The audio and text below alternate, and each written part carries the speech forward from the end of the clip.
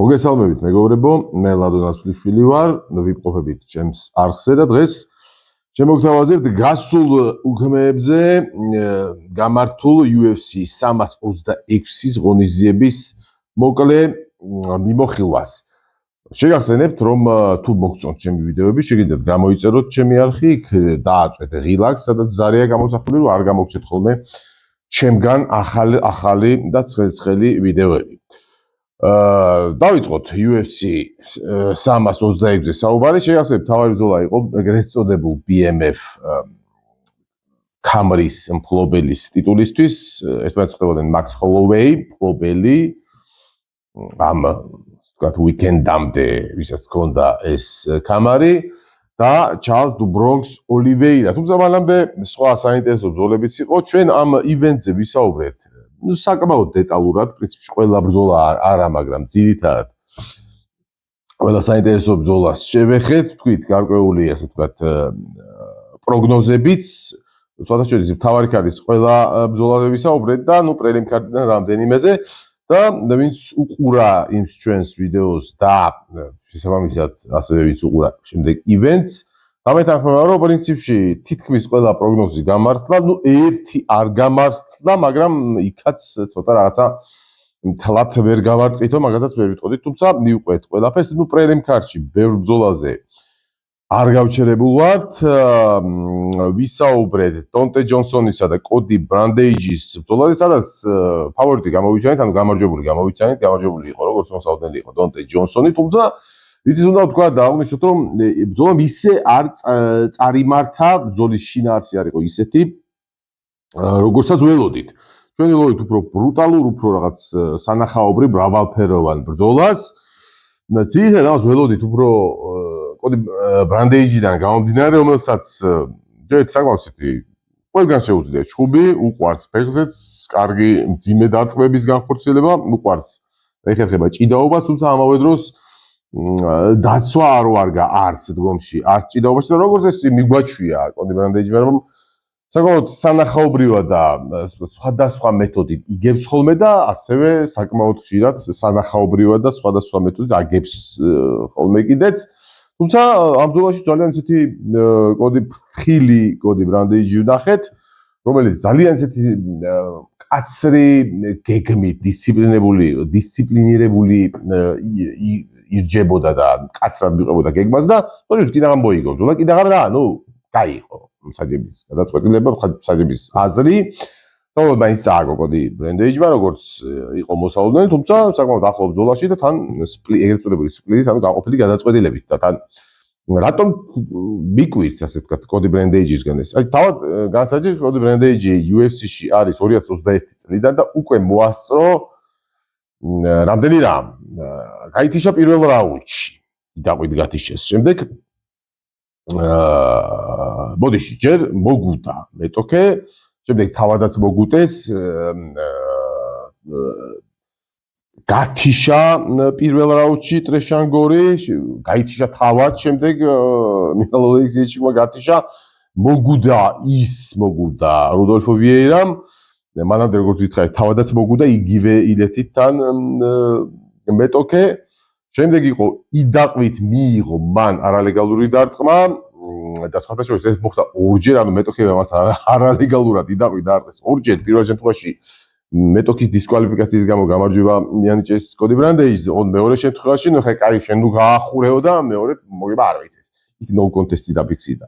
მოკლედ ყველაფერი ფრეც მოასწრო UFC-ში, შემდეგ კიდევ გათიშა მეტოქე, შემდეგ თავადაც გათიშეს და მოკლედ აი ძალიან ესეთი მხიარულ ნოტაზე მიდიოდა მისი კარიერა UFC-ში, თუმცა აი ბოლო ბრძოლაში რაღაცა ისეთი ნაკლებ საინტერესო, ნაკლებ სანახაობრივი, ცოტა ისეთი რაღაცა რუტინული, ცუდი გაგებით split decision-ი ვიხილეთ, რომელიც მის სასარგებლოდ არ დასრულდა. ასე თუ ისეა დონტე ჯონსონმა შეინარჩუნა თავის დაუმარცხებელი სტატუსი, 8 გამარჯვებიდან 0 გაუხდა. მართალია, ახლა ჩვენ ბევრი ვისაუბრეთ კოდი ბრანდეიჯზე, მაგრამ კოდი პირდაპირ თქვა, სადღაც ალბათ დონტე ჯონსონს უფრო მეტი მოეთხოვებოდა, იმიტომ რომ ფავორიტიც საკმაოდ დიდი იყო და ძალიან ისეთი პროსპექტია, ყველა მას აკვირდება და ალბათ მიუხედავად იმისა, რომ გამარჯვება საბოლოო ჯამში მას დარჩა საჯების გაყოფილი გადაწყვეტილებით, ალბათ გარკვეულწილად კრიტიკა უფრო მეტი მას ეკუთვნის, იმიტომ რომ ალბათ ბრენდ ეიჯისგან ბევრს არაფერს არ არის მაყურებელი და სპეციალისტები დონტე ჯონსონისგან კი ალბათ უფრო მეტი მასზე უფრო მეტი ავანსებია გაცემული. და ყველაზე საინტერესო ჩემთვის, რაც პრელიმ ქარტში იყო, ყველაზე საინტერესო ბრძოლა იყო კოდი გარბრანდსა და ლონგ შაოს შორის, ან ჩინელ მეტოქეს შორის. ბრძოლა ამ ბრძოლაზეც ვისაუბრეთ და თუ გახსოვთ, გამოვთვლი მოსაზრება, რომ ფაქტიურად ისეთი მეტოქე მოუძებნეს კოდი გარბრანდს, რომ ამ ბრძოლას უნდა გაეცა პასუხი თავად კოდი გარბრანდს მეტნაკლებად კონკურენტული ბრძოლების გამართვა შეუძლია თუ დროა უკვე თავი დაანებოს ასე ვთქვი.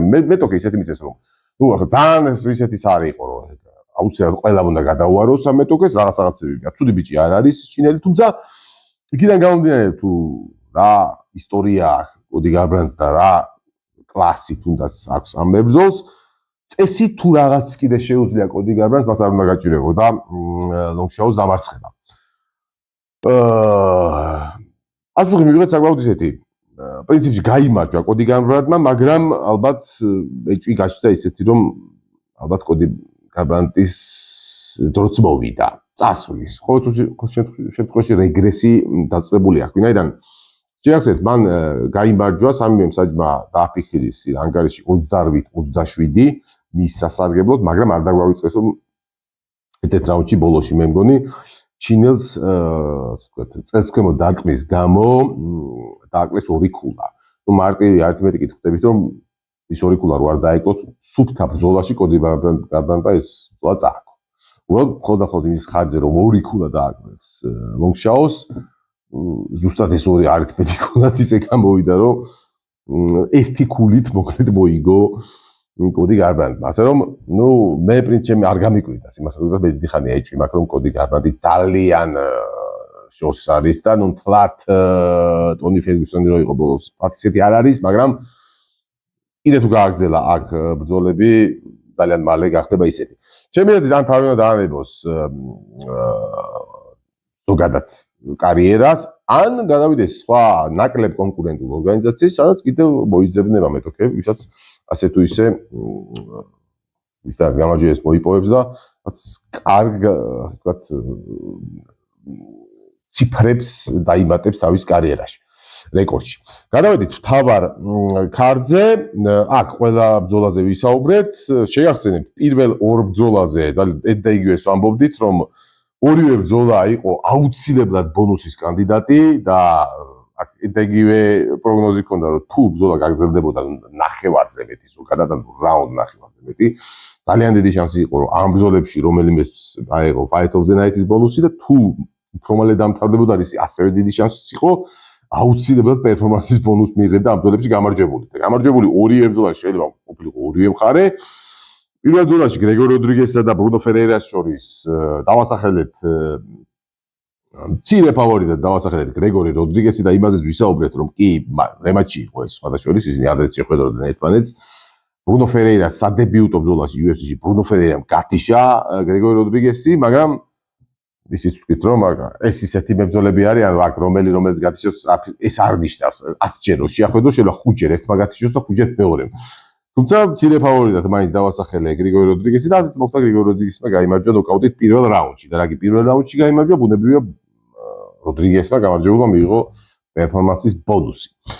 პერფორმანსის ბონუსი მიიღო ასევე მომდევნო ბრძოლაშიც გამარჯვებული აღმოჩნდა დრუ დობერი, ნუ აქ მეორე რაუნდში დასრულდა ბრძოლა, მაგრამ მეორე რაუნდის დასაწყისში, ამიტომ ზოგადად აქაც პერფორმანსის ბონუსზე გაჩერდა UFC. აქ შეგახსენებთ რომ მცირე ფავორიტად დავასახელეთ მაიკლ ჯონსონი და ოღონდ აქ იმაზეც ვისაუბრეთ რომ მიუხედავად იმისა რომ პირველ ბრძოლაში როდრიგესი იყო მცირე ფავორიტი, აი აქ იქაც მცირე იყო, ანუ ფავორიტი მაგის გამიდა.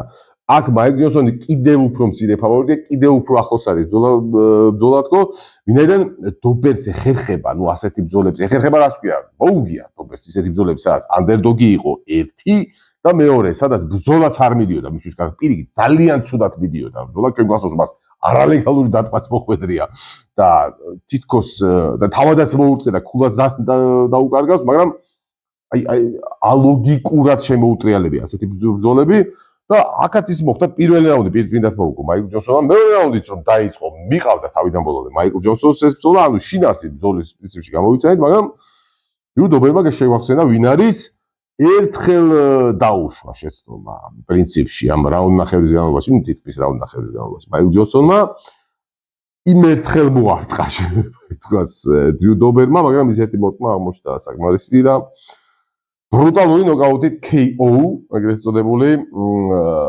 დამარცხდა მაიკლ ჯონსონი რომელსაც ჰქონდა შვენიერის სერია სამმოგებიანი სერია თუმცა კარგ მეტოქეებთან ნახეთ ნუ კაი ფლაუერს დავანებოთ თავი ოტმარ აზაიტარი და დენიელ ზელხუბერი და მოულოდნელად ეს ახალგაზრდა პროსპექტების და მეურად პერსპექტიული მეტოქების დამარცხების შემდეგ საკმაოდ მობერებულმა დრიუ დობერმა გათიშა და შეუწყვიტა ეს სერია სანამ თავად დრიუ დობერს გაუხდა ორმოგებიანი სერია და უნდა ვთქვათ რომ ორივე ბრძოლაში სასწაული ბრძოლები შემოატრიალა. ორივეს აგებდა იგივე კაილ პრეპოლეკთან საერთოდ ლამის დაფარებული იყო ბრძოლა, მაგრამ მესამე რაუნდის დასაწყისში გათიშა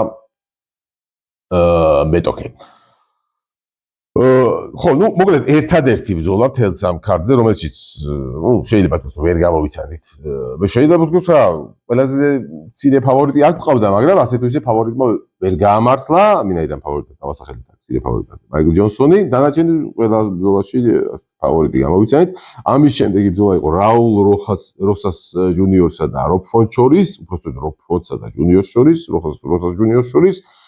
ვისაუბრეთ აქ რომ საკმაოდ ისეთი ფავორიტი უნდა ყოფილიყო, ნუ ძალიან დიდი არა, მაგრამ მაინც ფავორიტი უნდა ყოფილიყო. მექსიკელი, ანუ როსას ჯუნიორი, ვინაიდან რობ ფონტი მაინც კი გასაგებია რომ ნამდვილად არ არის შემოსაწერი, არც რეგრესი დაწყებია ჯერ და არც დიდად შეიძლება ცვეთაც, მაგრამ მან თავის მაქსიმუმს მიაღწია, მაქსიმუმს უბრალოდ განვითარების კუთხით და ნუ ბოლო რამოდენიმე წელია რობ ფონტი აღარ ვითარდება და ეს ზოგადად მხრივაც ცუდია რომ უკვე მეტოქებმა იციან რას აკეთებს რობ ფონტი და საკმაოდ ერთფეროვანიც არის. მე არ ვამბობ, ცუდია სანახაობრივად ან რაღაც ცუდი საყურებელი რაღაც, მაგრამ საკმაოდ ერთფეროვანია და პროგნოზირებადია ზოგადად მისი ტაქტიკა, სტრატეგია, სტილი ბრძოლაში და შესაბამისად პლუს გავითვალისწინეთ ისიც რომ რაულ როსასი არის ფიზიკურად ძალიან ძლიერი და სხვადასხვა ბევრად ძლიერი წარმომედგინა ის რობ ფონთან შედარებით მიუხედავად იმისა რომ ძალიან ახალგაზრდა 21 წლის არის როსასი და წესი თავისი ფიზიკური ჯანის ჯერ კიდევ უნდა მოემატოს, მაგრამ ნუ ვიზუალურადაც ეთყობა რომ შეხედოთ ეს ამ ორ მებრძოლს რომ ფიზიკურად როსასი ძლიერია და გამოიყედა ეს თავისი ფიზიკურობა, თავისი ჯანი და პლუს ის რომ ჭიდაობა ყოველზე ხერხებოდა რაულ როსას, სხვადასხვა მერაბთან უჭიდავია და უსპანია საკმაოდ ხშირად. და სწორედ ამ ჭიდაობის ხარჯზე საკმაოდ ისეთი მაყურებელს არ უყვარს ისეთ სტილში, მხოლოდ კონტროლის ხარჯზე საბოლოო ჯამში მაინც უპრობლემოდ მოიგო მექსიკელმა. და მანაც გაამართლა ჩვენი პროგნოზი. ასევე გამართდა პროგნოზი ჩემდა სამწუხაროდ თუ გახსოვთ კაიო ბუხალიოსა და რენე დერიდერს შორის ბრძოლის წინ ვთქვი რომ ძალიან გულშემატკივრო რენე დერიდერს, მაგრამ სამწუხაროდ ფავორიტად ხედავ კაიო ბუხალიოს მეთქი, ძალიან გამიხარდება თუ შევცდები მეთქი, მაგრამ ჩემდა სამწუხაროდ არ შევცდი და საბოლოო ჯამში ბუხალიომ გაიმარჯვა. არ ვიცი, სხვადასხვა ამ ბრძოლას ბევრი საუბრობს რომ ბევრი თვლის რომ მოპარეს დერიდერს და შეიძლება დერიდერმა მოიგო. სიმართლე გითხრათ მეორე ბრძოლა არ მინახავს რომ დიდად ხა მეორე საყურებელი ბრძოლა არ იყო. იმიტომ არ დავაკვირდი, მაგრამ ნუ ყოველ შემთხვევაში ის რომ დერიდერი მაინც საბოლოო ჯამში როგორც აღმოჩნდა ძალიან გვიან მოვიდა UFC-ში და განსაკუთრებით გვიან რაუნდებში დერიდერი რომ არ ტოვებს, ძალიან მალე იფიტება თითქოს ეს ამ ბრძოლასაც შეეტყო ძალიან ცუდად რეაგირებს დერიდერი დარტყმებზე, გულისხმობ თვითონ ეგრეთ წოდებული body language-ი, როცა მას ხდება დარტყმა, ძალიან ცუდი შეიძლება ისე ძლიერი არ მოხდეს და არც ნოკდაუნში ჩავოდეს და არც მithwet ეს ნოკაუტი, მაგრამ ისეთ მოძრაობებს აგებებს მისი სხეული რომ გინდა არ გინდა საძებია მას აქცევენ ყურადღება და შეიძლება ეს ერთი მიზეზი იყო რაღაც საჯება გამარჯვება მისცეს კაიო ბუხალიოს. და რაც თავარი ბრძოლა რაც ჰქონდა და პრინციპში მოდი შევთანხმდეთ რომ ამ ივენთის არათუ თავარი და ყველაზე საინტერესო ბრძოლა ზოგადად ალბათ მთელი დანარჩენი ქარდი რო აიღო ინტერესის მხრივ მთლიანად აღებული ქარდი ჩამორჩებოდა ალბათ თავარი ბრძოლის ინტერესს რაც თავარ ბრძოლას ჰქონდა Max Holloway, Charles Oliveira BMF-ის გამარზე. ნუ აქ თუ გახსოვთ, აღარ მოუყვები აქ რაზედ იყო დაფუძნებული ეს ჩემი პროგნოზი და ეს ჩემი ხედვა. ყოველ შემთხვევაში გავიმეორებ, საერთოდ ვერ ხედავ როგორ მოიგოს Max Holloway, ხო იქ ჩამოთვალე რამდენი ვარიანტი და ვისაუბრე იმაზე, აქ თუ რამე შეცვლის თავად Oliveira, იმიტომ რომ მასზეა დამოკიდებული, ადვილად მოიგებს თუ პრობლემები შეიქმნის თქო და ბოლოს თუ გახსოვთ ის დავამატე რომ პრობლემა რომ შეიქმნას და რაღაც არასწორი ტაქტიკით იბრძოლოს, ნუ როგორც წესი 2-3 რაუნდში, პირველ 2 რაუნდში ყოველ შემთხვევაში Max Holloway არ აფინიშებს მეტოქეებს და სადაც როგორ ვერ უნდა მიხვდეს ბოლოს ამ 2 რაუნდის განმავლობაში. Charles Oliveira და შეცვალოს გეგმა თქო მithumetes არის Charles Oliveira ძალიან ხშირად გაუკეთებია ამას. აქვს ეს უნარი რომ ბრძოლის მსვლელობაში მაინც კი მან შეიძლება ძალიან ხშირად არასწორი გაწოლებები მივიღეთ თავიდან, მაგრამ რო ხედავს რომ ეს არ მუშაობს, მას შეუძლია ბრძოლის დროს შეცვალოს, იმიტომ რომ არსენალი აქვს ძალიან მდიდარი, ყველანაირად ჩუბი შეუძლია Oliveira-ს, რა თქმა უნდა, საუკეთესო სადაც არის ვიცით, მაგრამ სხვა რაღაცებიც აქვს Oliveira-ს, განსაკუთრებით შეტევის კუთხით არის ძალიან მდიდარი არსენალის პატრონი, თუ სადმე აქვს ზოგადად პრობლემები აქვს როგორც წესი დაცვაში, სხვადასხვა კომპონენტების დაცვით ნაწილში და ამიტომ უბრალოდ გავიმეორებ რაც მაშინ თქვი ციტებად გავიგებ ვერ ვხედა უბრალოდ აი მე როგორ გითხრათ მე როცა ბრძოლაზე ვცდილობ თქვა რა პროგნოზი როგორ წარმოვიდგენია ბრძოლა მე ვინც უყურებს ჩემ ვიდეოებს დამეთანხმებით რომ უბრალოდ შედეგს არ ვამბობ ზოგადად ხსნი რატო ვხედავ ამას ძირითადად წარმოსახვაში წარმოვიდგენ ხოლმე რა ხდება ბრძოლაში და აქედან გავამაგ დასკვნები აი როგორც არ უნდა წარმომედგინა მოკლედ ბრძოლა ვერ დავინახე ვერც ერთ წარმოდგენაში Max Holloway გამარჯვებული. ნუ უბრალოდ ვერ დავინახე. ნუ ასაგებია მე არ ვამბობ ისეთ შემთხვევებზე, რაც მოხდა მათ შორის პირველ ბრძოლაში, სადაც უბრალოდ რაღაც რატომღაც ხის ტრავმა მიიღო. ცოტა ისე უბრალო მდგომარეობაში Oliveira მან დაუშვათ რაც მოხდა თუ გახსოვთ წელს მოხდა ეს ბრძოლა პანტოჟასა და ჯოშუა ვონის ბრძოლაში, სადაც ასევე ვერ წარმომედგინა როგორ უნდა მოიგო ვონს, მაგრამ მოხდა ისეთ გაუთვალისწინებელი რამე, რომ უბრალოდ ხელის ანალზე დადებისას იდახში ამოიგდო ხელი პანტოჟამ. ნუ ასეთ რაღაცეებს რა თქმა უნდა არ ვითვალისწინებთ, მაგრამ სხვა მხრივ თუ ასეთი გაუთვალისწინებელი არ მოხდა, მართლა ვერ ვხედავდი რა უნდა ეკთა Holloway-ის, იმიტომ რომ როგორ უნდა მოიგო Holloway-ის, იმიტომ რომ ზოგი არ უნდა takedown defense-ი, რა takedown defense-ი ხალხო, ჯეთი Max Holloway არ აგავწეთო. ჩემთვის ყოველ შემთხვევაში მე დარწმუნებული ვარ, მას რო უყურებ, Max Holloway-ს ვერ აღვიქვა მას სუბუქციონის მებრძოლად. Max Holloway არის გასაგებია რომ უბრალოდ ძალიან მაგარია და ამიტომ ახერხებს მოგებებს სუბუქციონაშიც, მაგრამ ის აღდაგობა სხეულს თუ შეხედავთ, ნუ არ არის ეს სუბუქციონის მებრძოლი. ის არის ქვემ სუბუქციონის მებრძოლი. შესაბამისად, ჯანი Oliveira-ს ბევრად მეტია. კი, ტექნიკა takedown defense-ის შეიძლება აქვს კარგი და აქვს ნორმალური საკმაოდ Max Holloway-ს, მაგრამ მithumetes მასზე მძიმე და მასზე ფიზიკურად ძლიერი და Charles Oliveira-თან, რომელიც გასაგებია რომ უფრო კრეპლერია და ჯისერი, მაგრამ სუდი ჭიდაობა არ აქვს Oliveira-ს. Oliveira მე არ მახსოვს Oliveira-ს ვინმეს წაქცევა მონდომებოდა და ვერ წაექცია. შეიძლება პირველი მემცელობიდან ვერ წაექცია, მაგრამ საერთოდ ვერ წაექცია ასე რაღაცა მე არ მახსოვს Oliveira-ს შემთხვევაში. ამიტომ კი შეიძლება თავიდან გაუჭირდეს, მაგრამ ეხა 2 რაუნდის და 2 რაუნდ ნახევრის განმავლობაში როგორ ვერ უნდა წაექცია, ეს ვერ წარმომედგინა.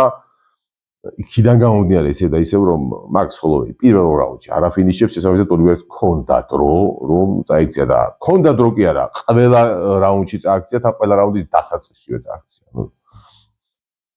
შესაბამისად არანაირი შანსი არ ქონდა მართლაც და ბრძოლას ვინც უყურა დამეთანხმდა. ალბათ რომ მართლაც რთულად წარმოწევილი იყო ამ სცენარში რანაირად უნდა მოეგო. რანაირად როგორ უნდა მოეგო Max Holloway-ს და შესაბამისად მოხდა ის, რაც პრინციპში უნდა მოხდარიყო, უპრობლემოდ მოიგო Charles Oliveira. ერთადერთი რაც მეც გამიკვირდა ის, რომ საბოლოოდ ვერ დააფინიშა Oliveira. სიმართლე მე არ მეგონა თუ მithumetes თუცა თუ ესე ადრე გადაიყვანა ხოლმე. მე საერთოდ მეგონა რომ თუ ადრე გადაიყვანა პირველ რაუნდში, საკმაოდ ადრე გადაიყვანა მიწაზე, მეგონა პირველ რაუნდშივე დააფინიშებდა. მაგრამ ნუ ამაზე ცალკე ვისაუბრებ და ცალკე მინდა ცალკე ვიდეო დავუთმო, იმიტომ რომ საკმაოდ დიდი ისტერია მიდის ახლა ამ ბრძოლაზე, ხდება შედარება ჰამზადზე და ისლამის ბრძოლებზეც, ჰამზადის გამარჯვებაზე დრიკუსთან და ისლამის გამარჯვებაზე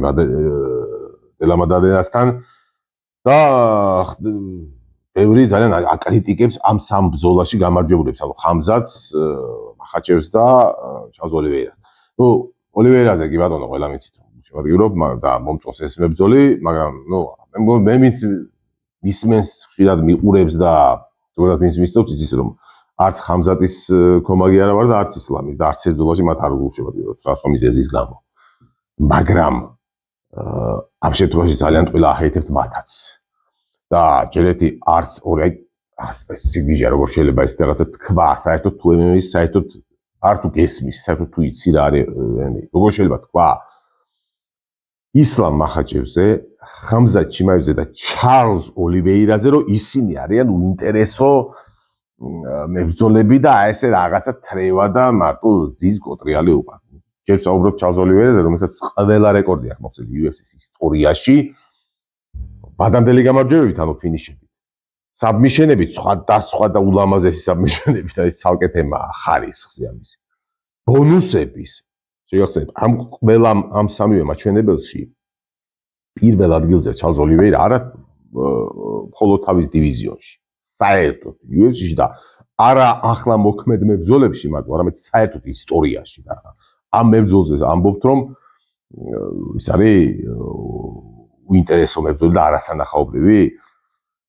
კაი, დავანებოთ ოლივეირას თავი ხა. ისლამ მახაჩევს რაც და ხამზატ ჩიმაევს, იმიტომ ეს რა ბევრი რამე შეიძლება დააბრალო. ვინ არ არის ფინიშერი და ვინ არ არის სანახაობრივი? ხამზატ ჩიმაევი, რომელიც პირველი 3 თუ 4 ბრძოლა მოიგო რაღაცა ჯამში, მე მგონი 5 წუთს აქონდა გასული. შემოვარდა ჯერ გათიშა მირშატი, მერე მოგუდა ერთი, მოგუდა მეორე, ეგრევე რას ლაპარაკობ? ან ისლამ მახაჩევი შეხედეთ რა ფინიშები აქვს და თვითონ ოლივეირა ყავს დაფინიშებული, რა ვიცი. პირველ რაუნდში მოუგო, მოიკანდოს, მოკლედ. რა ვიცი, რანაირად შეიძლება მათ დაუტახოთ ეს უინტერესო და არასანახაობრივი მებრძოლები. ის რომ ბრძოლა იყო არასანახაობრივი, ამას ხო ამას კიდევ ერთხელ გამიგებ, ცალკე ვიდეოს დაუთმობ. აუხსნი და რა თქმა უნდა მე მაქვს რაღაც მოსაზრებები, რამაც შეიძლება ის გამოასწოროს რა მინიმუმამდე დაიყვანოს ასეთი ბრძოლები. ნუ დღეს უბრალოდ მოკლედ გეტყვით, რომ აქ დამნაშავე ბჭყალებს, ჯერ დამნაშავე ახლა ნათქვამია, მაგრამ დამნაშავე არც ჩარლზ ოლივეირაა, არც ისლამი და არც ხამზატი. დამნაშავეები იმაში რა ასეთი ბრძოლები მივიღეთ არის ტრიკუს დუპლესი ჯეკ დელა მადალენა და სხვათა შორის აი ეს გამიკვირდა და ეს მართლა მეწყინა მაქს ჰოლოვეი. იმიტომ რომ მათ ბოლო ტრენდი რაც მიდის ბოლო პერიოდში ამან გამოიწვია აი ეს ძალიან ცუდი ტრენდია რა განსაკუთრებით ხაზგასპარო ხდება რომ ანუ წაგებულ ბრძოლებში უკვე მებრძოლები ფიქრობენ რომ არ დაფინიშდნენ. მე თუ ვკითხავ ეს საერთოდ არ უნდა იყოს ამის ასე ვთქვათ ამის გადიდება და განდიდება არ გვაძლევს ხელს და საერთოდ არ უნდა პირიქით დაფინიშნეს ჯობია. რა შვებიან მებრძოლები წააქციეს, ხო იცის რომ ფინიშის რისკია და უბრალოდ არანაირი რისკი, არანაირი ქვია იმას რაღაცა ავანტურა როგორმე მთელი ბოდიში და თამაშის მთელი მუღამი ამ მებრძოლისთვის ხდება რომ ოღონდ არ დაფინიშნეს რაუნდის ბოლომდე. და მეტი არაფერი, არც წამოდგომას ცდილობს, არც კონტ შეტევაზე გადადის, იმიტომ ამ დროს შეიძლება დაიჭირონ, დაფინიშნეს, მიდის ეგრეთ წოდებული კუს პოზაში გადასვლა. ანუ ცდილობენ კეფას მიუშვერენ, ჯერ დიდი სამბით იციან რომ კეფაში ვერ დაატყავენ, იციან რომ თავში ფეხს ვერ დაატყავენ და ხო, მოკლედ, აი ეს დამარცხებული მებრძოლები არიან, მათი არჩევანი იყო ეს ბრძოლა ესეთ რეჟიმში გადავიდა ეს ჯერ ერთი და რა თქმა უნდა ამათ ეხმარება ის წესები რომელიც არის თანამედროვე MMA-ში. სხვა შორის არის ამის მეთოდები და გზები. ანუ იდეები, რამაც შეიძლება საბოლოო ჯამში აი ესეთი ბრძოლები აიყვანოს მინიმუმზე რაოდენობრივად და მებრძოლებს არ მიცეს ამის საშუალება რომ ეს გააკეთონ. რაც გააკეთეს ტრიკუსმა, მადალენამ და სამწუხაროდ შემდეგ გასაკვირად მაქს ჰოლოვეი.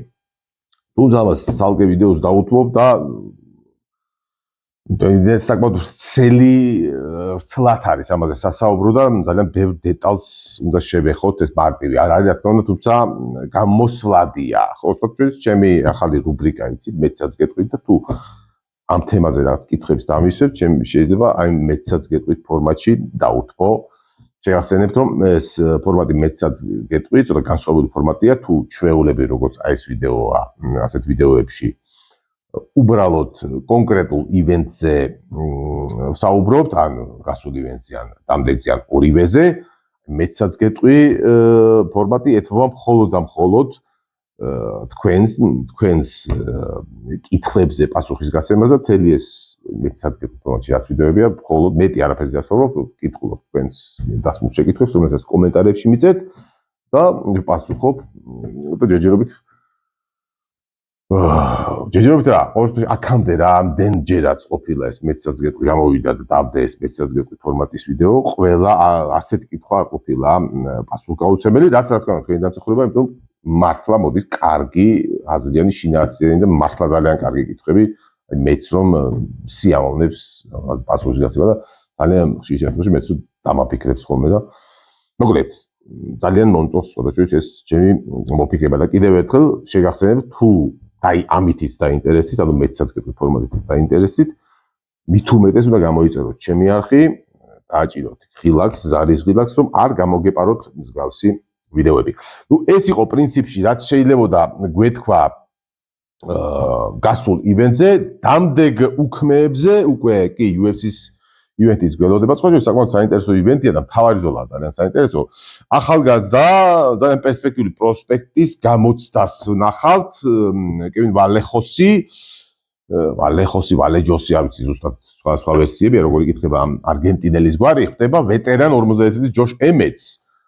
მიუხედავად იმისა, რომ 51 წლის არის ემეტი და თან გავახვილებ ყველას, რომ 2 მარტსკიან სერიაზე და შესაძლოა ვისაუბროთ მის რეგრესის დაწყებაზე და სხვა მიაქცეთ პროგრამა ბოლო 5 ბრძოლაში 4-ჯერ წააგო.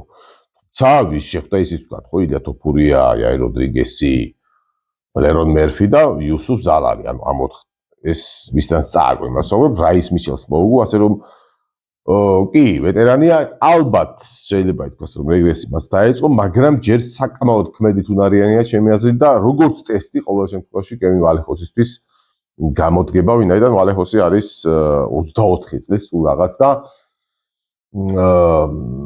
მე არ ვიცი, რთული სათქმელია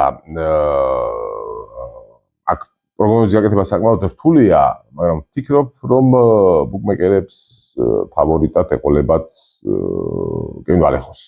ასე მგონია ყოველ შემთხვევაში და ვინაიდან მის მოგებას უფრო მეტად ელის საზოგადოება, MMA-ის საზოგადოება მე გამიჭირდება სხვადასხვა. ვთქვათ, მე საკმაოდ თანაბრად ვაფასებ მათ შანსებს და ცოტა არ გამოვრიცხავ. სიმართლე გითხრათ, რომ სულაც ემეტმა მოიგოს.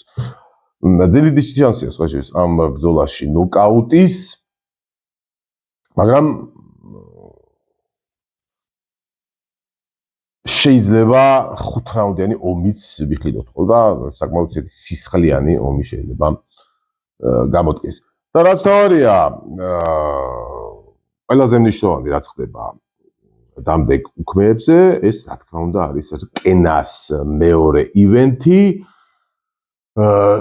ძალიან საინტერესო კარდი შედგა, შეგახსენებთ რომ კარდზე ვიხილავთ ლაშამბესკს, სამწუხაროდ ჩაიშალა ელენე ლულაძის ბრძოლა და მიზეზი არის ძალიან ბანალური არ არის მაგაში საქმე. ბანალური ყოფილიყო ტრავმა და რამე კიდე ხო მოგეხსენებათ ახლო აღმოსავლეთში კრიზისის გამო, ნუ მთელი მხარე, აღმოსავლეთ მხარე, ასე თუ ისე რაღაც დაძაბულობა არის, მათ შორის იმ ქვეყნებში, რომელიც უშუალოდ არ არიან ჩართული ამ კონფლიქტში.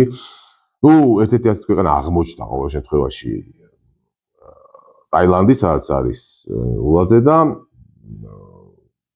ზუსტად გეტყვით მიზეს აეროპორტში ერთ-ერთი თვითმფრინავი ჩამოვარდა, არც ვიცი სხვა სამგზავრო თვითმფრინავი იყო თუ სადღაც, მაგრამ დაზიანდა თან როგორც ამბობენ, როგორც ინფორმაცია მაქვს საფრენი ბილიკი და შესაბამისად ყველა რეისი გაუქმდა დროებით დაიხურა აეროპორტი და შესაბამისად ვერაფერ მოდის თბილისში დროულად ყოველთვის მე ჩამოვა ლულაძე და ამიტომ აი მიზეზით ჩაიშალა ბრძოლა ძალიან დასანანია იმიტომ ძალიან ველოდებოდით ლულაძის დებიუტს რკინაში სამაგეროდ სხვა მებრძოლებს ვიხილავთ ძალიან საინტერესო ქართველ მებრძოლს მათ შორის ნიკა კალანდაძეს ამირან მამალაძეს გიორგი გოგოჭურს სხვადასხვის ნიკა კუპრავიშვილი იქნება და ჩვენი ძველი ნაცნობი ხო გოჩა შაინძე იქნება დაუმარცხებელი ქართველი მებრძოლი მასაც დებიუტი აქვს სხვადასხვის რკინაში და ჩვენი ორი ძველი ნაცნობი რკინა ერთის გმირები ერთ-ერთი გმირები ასე ვთქვათ ნიკოლოზ აბრამიშვილი და დავით ლორთქიფანიძე და რაც თავარია ორივე მათგანს მეტოქეები ყავს ყოფილი UFC-ს მებრძოლები ჯეიმს ლონტოპს შეხვდება ნიკოლოზ აბრამიშვილი რომელიც სულ ახლახან იბრძოდა UFC-ში და აუცილებლად რუფისთან კონდა ბრძოლა შეგახსენებთ ჯეიმს ლონტოპს აი რაც შეეხება დავით აბრამიშვილი დავით ლორთქიფანიძეს მას სულაც ლეგენდარული ალექს კაუბოი ოლივეირა ყავს 20-ზე მეტი ბრძოლა UFC-ში ჩატარებული და უზარმაზარი გამოცდილება საოცრად სანახაობრივი მებრძოლი იყო ალექს ოლივეირა ყოველდღე იმიტომაც დატოვეს ამდენი ხანი UFC-ში წარმოიდგინეთ ზუსტად ახლა ვიგეთქვით რამდენი წელი გაატარა ალექს ოლივეირამ UFC-ში უბრალოდ არ მინდა რომ შევწდე ხა დაახლოებით კიბიც მაგრამ არ მინდა რომ შევწდე UFC-დან ოლივეირა წამოვიდა 2022 წელს ანუ 2022 წელს იბრძოლა ბოლოჯერ UFC-ში და კარიერა UFC-ში დაიწყო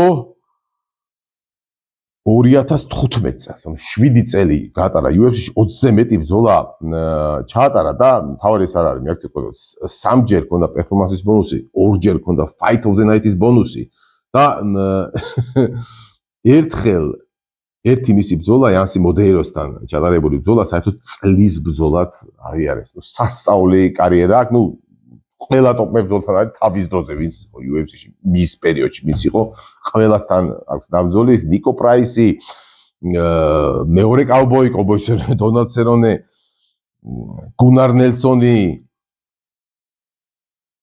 დავკად რახმანოვი სხვათა შორის მოკლედ ძალიან შტამბეჭდავი კარიერა აქვს და აი ესეთი მებრძოლი კიდევ ერთხელ თან ძალიან სანახაობრივი გვეყოლება თავარ ბრძოლაში მეტოქე ყავს დავით ლორთქიფანიძე და ეს აქ ძალიან მნიშვნელოვანი რა არის ну ეს ჩემი პირადი მოსაზრებაა რომ თუ დავით ლორთქიფანიძე მოახერხა და დაამარცხა კაუბოი ოლივეირა ფიქრობ არა 100%-იანი ეგრევე მეორე დღიდანვე აღმოჩნდება სერიოზული ორგანიზაციების რადარზე მე არ ჩამოვიდი ორგანიზაციების ყველაზე სერიოზული ორგანიზაციების სადაც მათ შორის UFC-ს კაი ვიტყვი